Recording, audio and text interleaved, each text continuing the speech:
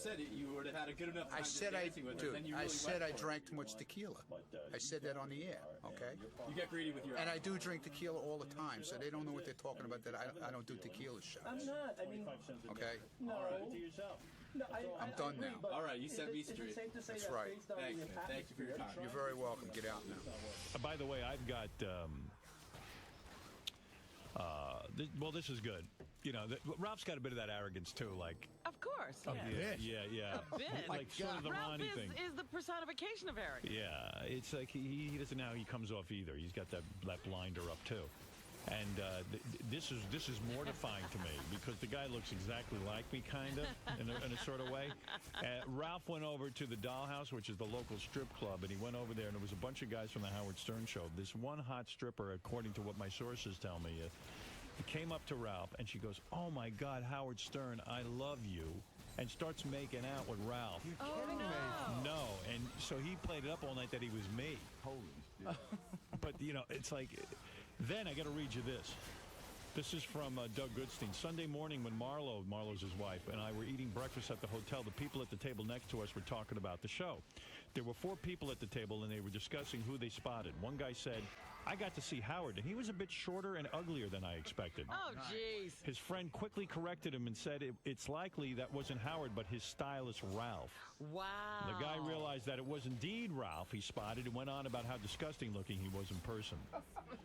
They also enjoyed seeing, quote, Larry the limo driver and discuss what a jerk he is on the evaluation show. So funny to hear random people discuss the show. So, Larry the limo driver. Yeah, that's Ronnie. Hey, Howard. Yes. By the way, sorry. I understand that Ronnie got a little carried away, but wouldn't you rather have your guys be guilty of having a good time rather than being arrogant pricks? I don't know. You know, it's just that I know what happens when Ronnie goes berserk. It becomes, oh, that Howard Stern is gross. He doesn't know that, but that's what happens. But Ralph's not doing you any favor either by, taking up, letting people go along with the delusion that he's you. And his attitude is kind of funky sometimes. I mean, he even got pissed at us at the wedding. He did? Remember when we were talking about him at the table? Oh, yeah, and he heard us? Right. And he was I knew he was there. I didn't care. I told him he was rude. There was a long line for food at one point. And I was really hungry. So, a lot of people offered me the opportunity to cut into line because, I'm famous and all that. And I said, no, that ain't cool. I said, everyone's waiting. I got in line. In fact, I waited about 10 minutes for food. I finally get up to get the food. Who comes sauntering over Ralph? He's trying to cut into the line. And I said, hey, asshole, you're not cutting into any line. There's a lot of people behind you waiting. So when we sat down, I said, Ralph's being bad. He's being an asshole. And it went around the table, and then all of a sudden Ralph says, Ralph did what? Ralph did what? Yeah. And he stalked away, and we never saw him again the rest of the evening. But if he acts like that, that is real. You don't do shit like that. And he always says, care. when he gets caught, what was he doing? I was joking. Yeah. Joke. Hey, Howard, Bubba's got a friend, Hamill. He's like the Florida version of Ronnie the limo driver. He's that one friend of Bubba's who just, the friend of the star who makes a total ass out of himself. He jumped on the table where all the gifts were, tries to do this Little Richard split. The table falls over. Now Bubba's missing envelopes with money in them from the wedding. Because all the gifts were on that table, and this guy gets up there all drunk, wants to do a split. And you know what his excuse was? Oh, well, they were giving me shots. They were doing this. How easy is it to say, no, I don't want to... Yeah, like maybe don't do as many shots. Other people for them being assholes. Well, it's his fault I'm an asshole. It's his fault why I jumped on the table, did a split, the table falls over, the gifts go everywhere. And I don't want to, maybe Bubba wants to talk to you about this. But if you need to drink 50 drinks, like in a row, like real quick shots, you got a real fucking problem. I don't even know if it's a drinking problem. It's like a mental problem. But now there's gifts missing and envelopes missing, and I don't want to blow the whistle on this, but even Robin... No, I explained. Explain that. Robin hasn't given a gift yet. Bubba was misinformed. She's sending the gift to him. There you go. All right, thank you. What is it, Bobo? Then I got to take a break. Welcome back. Listen, I have about 30 things I want to get out, but I'll just give you a couple. Did you get horny on the plane and take Beth into the bathroom? No. Mile High Club thing? No. Have you ever done the Mile High Club No. thing? Because sometimes you two have that all to yourself. No. There wasn't any room for that. No. Believe Not me. in this trip. Between my cold cuts and No. I had to help Artie was Artie so eat. funny. Did you see me helping Artie eat? Yes, but it was so funny because Artie bad. and Howard were sitting across a table from yeah. each other. Artie's belly was so big he couldn't turn all the way around. So what I do is I'd have to take Artie's Coke out of his hand and put it in a coaster. Right. And then I would have to hand him his plate of food and like cut it almost because it was like he was having trouble. You and Beth, Yeah. I thought you and Beth were being very attentive, and I felt sort of bad It was about so that. but great I to would- watch Artie eat.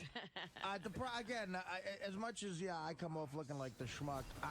Those private jet rides I cherish. I love my those. God, what a It's treat. so much fun. We're all together busting It chops. was a great weekend, right? And Beth's Yeah, it was party, she awesome. threw a party Friday night at a Oh, great it was place. wonderful, yeah. It was great. Massage in a hotel, Howard? I didn't get a massage. Beth got one. You're the only one. It was really funny going down to the spa. You know, I saw Tim Sabian, wander out of a massage room. Oh, there's the in question. his robe. We have a question about that. Did you see Tim Schween?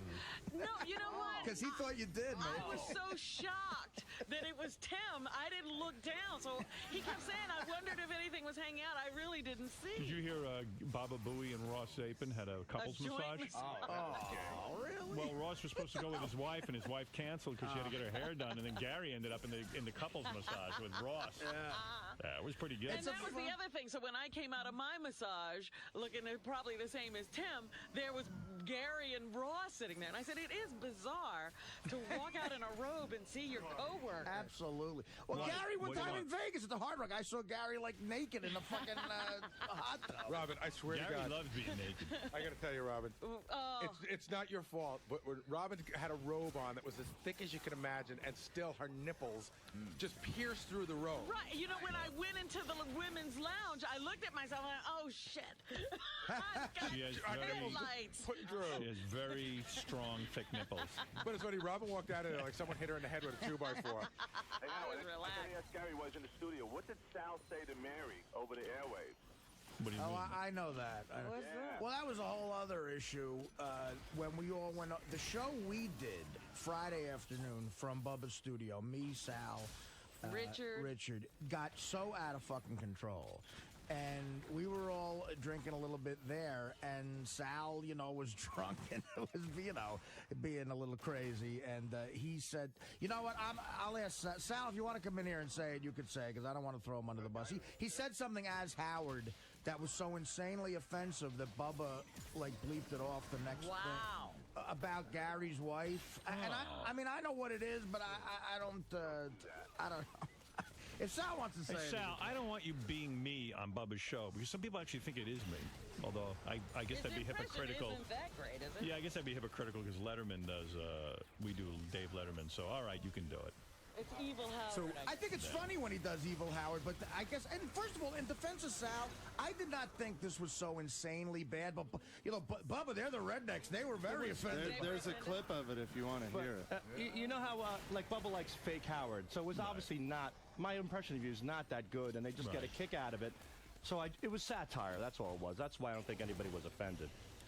I got so many tapes here, and I know that Trisha is coming in too, and got to get to Lisa G. And I haven't even taken a commercial break in an hour and 20 minutes. But Yeah, I'd like to hear this. what is this? It's I don't know. It's on Bubba's wedding You don't page know what he said. in orange. No, I got an idea because Sal said it to me privately, which is way creepier than saying it on the air. Let me see. Here it is. I will tell you this, though, Howard. I was looking at Mary Delabate today at the pool, and she is beautiful. She sure is. Hey, Bubba, Beautiful. can I make a confession here on the air on your show and a Howard Stern exclusive? Of course, Howard. I get a little nervous when you're in the studio, Howard. I fucked Mary Delabate in the ass. Howard. Yes. I just want everybody to know that is really Sal saying that. This fake Howard deal is not going as well as I thought it was. I was looking to get out of the fake Howard as You soon really as stepped over possible. the line on that one. That's not fun. No, It's not even witty. I didn't think it's not. Yeah, right. It's not even good. It's not offensive. I knew you were going to All say right, here's a letter from Sal talking about Artie. The chocolate fountain with Artie eating happened at the end of the night. After the football game, I arranged to get a car ready for us to go back to the hotel. Artie said he wanted to grab a quick bite at the chocolate fountain before we left. So we went inside, and I never saw him move so fast in my life.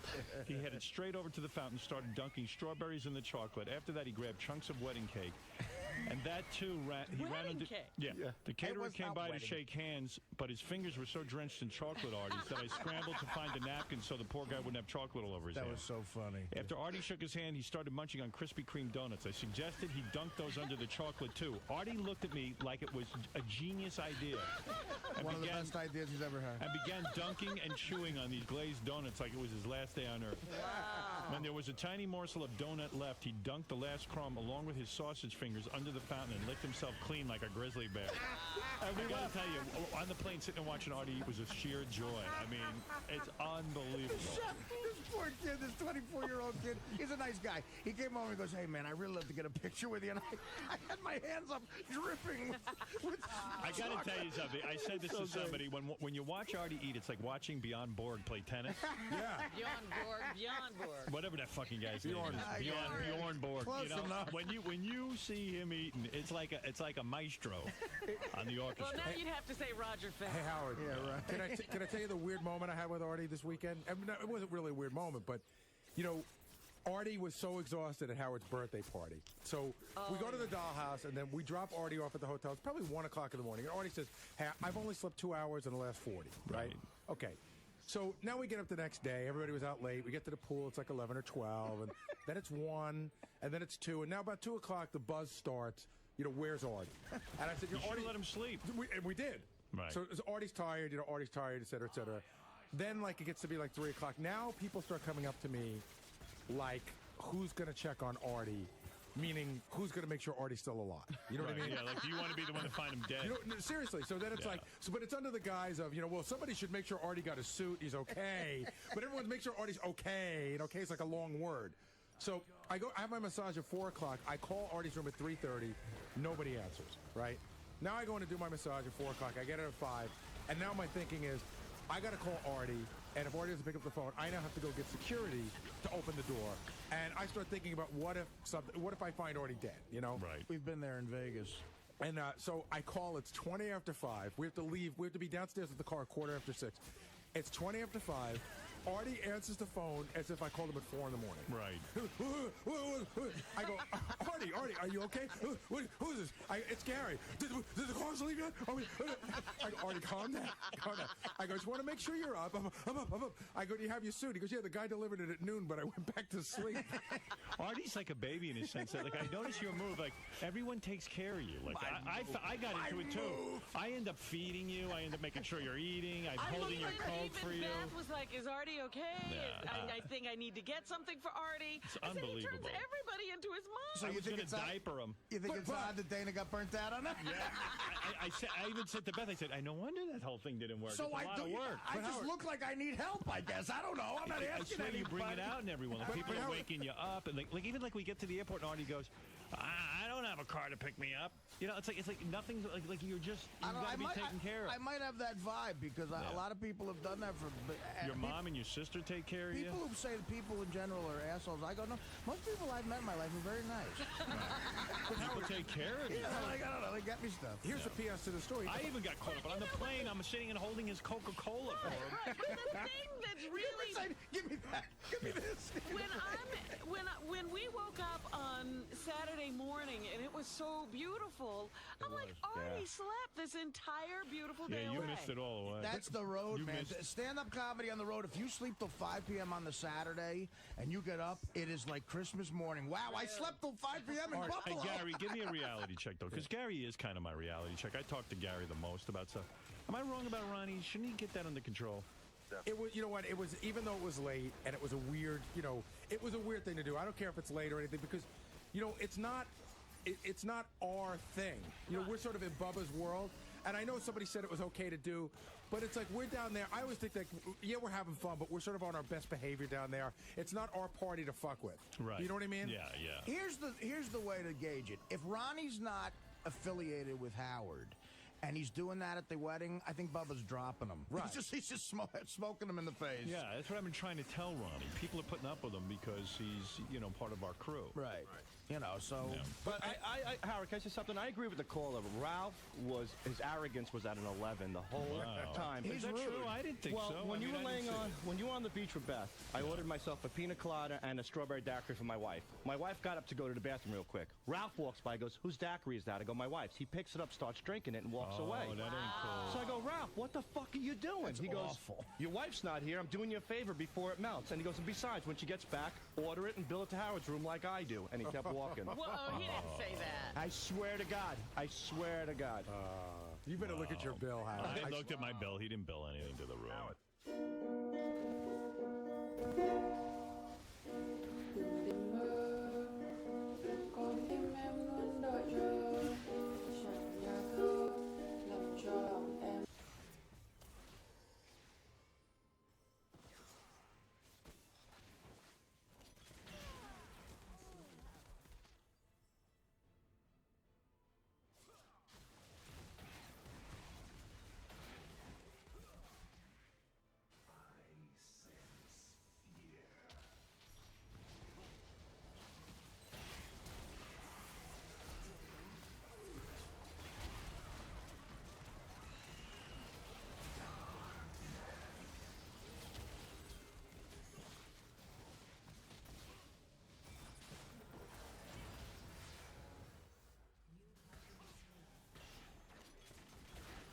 Good stuff. Let's go over to Lisa G and the Howard 100 News.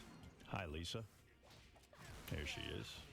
All right, page 69 reports that Ronnie the limo driver has been using the new strip club, which will replace Scores, as a threat to fellow Stern staffers. A couple of staffers telling page 69 that Ronnie has issued the ultimatum: if you make fun of him, then you will not go to the new strip club. What? Ronnie says, quote, "You will not go wherever we land." Yeah, Ronnie, I don't know. He walked in, he has a personality of a monster, but this morning he was particularly, grumpy and weird. Oh, really? And, I think because he had an appearance at the strip club headquarters, and now he's headquarters man or something. Where is this coming from? So vile. The black security guard says good morning to you, and you don't even smile. You vomit. And you're tired and exhausted. I said hello to him. You went out to another strip club last night, and you were out what time did you get home? I see what's going on. Quarter 12. Ah, okay. So I'm not wrong. No. I'll be out tonight again. Yeah. Well, tomorrow you don't have to work, so that's okay. Yes, I do. Tomorrow's Thursday. What day is it? Today's Wednesday. Where the hell are you? Are you weak from hunger? Who hasn't slept, me or you? No, I see what's going on. Nothing's going on, and I didn't threaten anybody. I don't know what the hell they're talking You're about, going dude. out every night of the week? What did he say? What is your report, Lisa? That you will not go wherever we land if you make fun of Ronnie. Ronnie's out there. Who told you that nonsense? Page 69, Will and Jason. Yeah, well, they're two assholes, obviously. Oh, I believe it. I never said anything of the sort. Because you're in the halls, I hear you. You're always mixing it up with people, calling people assholes. I'm not saying a word. You're up to shtick. You're a shtick king. Yeah, I'm a shtick Your king. shtick is to be not. Yeah, right. Noxious. Yeah, okay. Why do you look at the face you put on when you talk to me? Look at you. Look what you're doing. What is wrong with you? You're turning me off. Go ahead, Will. No, just at least two people came up to me and said What that people? they were busting Ronnie's balls, and he said, if you keep this up, you're not coming to the news. Oh, well, you make shit up because you have nothing to talk about. I make it up. I would never make something bring like in that the up. two people. If they want to come forward, they can. Who said it? Who said it? Who did I can't say reveal that sources. to? Who are you threatening? I'm Whoever not said it, threatening come in. anybody. I don't even know if one of them's here. Is the other one here? I don't know. I have to look. Yeah, you see you're full of shit. You're full of shit, you see? I'll call him and see him. Because let's get him on the air. He's not going to give a shit. Who is he? An intern? I don't even know if one of them's here. Is the other one here? I don't know. I have to look. Yeah, you see you're full of shit. You're full of shit, you see? I'll call him and see him. Because let's get him on the air. He's not going to give a shit. Who is he? An intern? I don't invite interns. What are you talking about? You know, the interns never get to go where Ronnie asshole. Unless they're chicks. Fucking asshole. You had to make up a story because you have nothing else to talk about. What are you going around threatening people? I'm not threatening anybody. What are you? What are you, a playboy? Yeah, I guess he is. Yeah, I am. Maybe I am. All right, so what's your problem? Why do you have to threaten I'm people? not threatening anybody. Where we land. You're not landing anywhere. You better land. I didn't threaten anybody. You land with a smile on your face. Look at you. Look how angry you are with me. Look at the face on you. I'm angry. Why? I didn't do anything. We is why, me. Why do you? Because do you because ever you don't believe anything I fucking tell you? No. No. We is me. Oh, Where but when we there's land. other assholes go out and